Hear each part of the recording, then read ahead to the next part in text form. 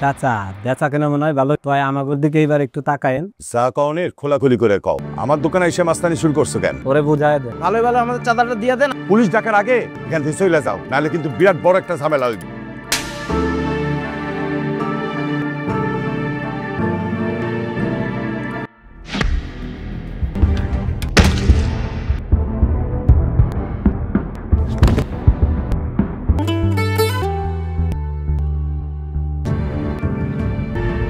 এখন কেমন আছে? ঠিক আছে, তাহলে আপনি রেস্ট নেন, আমিও বাসায় চলে যাচ্ছি। আচ্ছা শুনুন, কিছু বলবেন? হ্যাঁ আপনাকে অনেক ধন্যবাদ।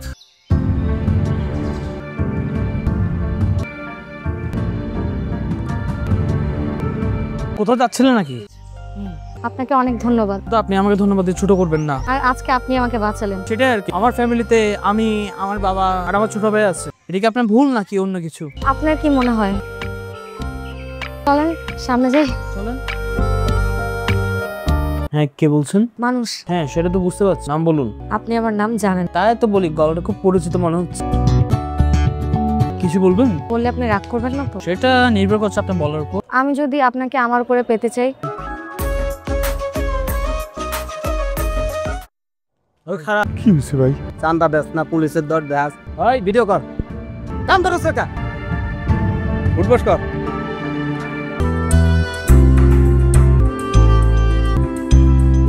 কেমন আছো? অনেক বছর পর তোমার সাথে দেখা। বিদেশ থেকে ফিরেছো কবে? ছেলেকে দেশে নিয়ে এসে একটা বিয়ে দেওয়া দরকার। আমি তো মেয়ের সাথে কথা না বলে কিছু জানাতে পারছি না। ঠিক আছে, তাহলে তুমি ওর সাথে কথা বলে আমাকে জানাও। তো শরীর ভালো তো? হ্যাঁ মা, আমি ভালো আছি। আমি আসলে একটা ছেলেকে পছন্দ করি। আগে তো কখনো বলিসনি।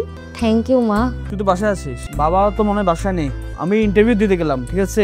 ইন্টারভিউ দিতে যাচ্ছ মানে? হঠাৎ এত পরিবর্তন হয়ে গেল কি করে? যে করি হোক চাকরিটা তো পেতেই হবে। ঠিক আছে, সাবধানে যাও। ঠিক আছে।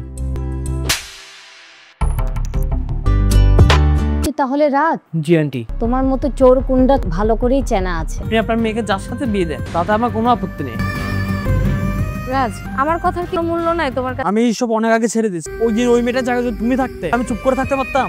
আমি আর তোমার সাথে রিলেশন রাখতে পারবো না। তুমি ভালো থেকো।